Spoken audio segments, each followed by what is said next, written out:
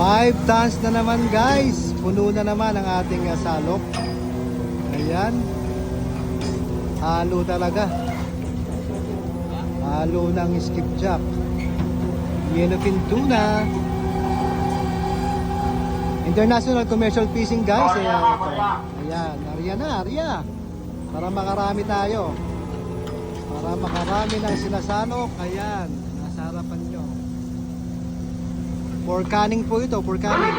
Wala po ito sa ating local market or sa groceries natin or sa palengke. Ito po ay para sa canning lamang po ito, sa canning. Yung mga kinakain yung dilatang tuna, dito po nang gagaling yan guys. Around the world.